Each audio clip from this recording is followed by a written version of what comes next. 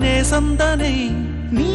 பாதி நான் பாதியாய் கோர்க்கின்ற பாசந்தனை காதல் என்று பேர் சூட்டியே காலம் தந்த சொந்தம் இது என்னை போலே பெண் குழந்தை உன்னை போலொரு ஆண் குழந்தை நாம் வாழ்ந்த வாழ்வுக்கு சான்றாவது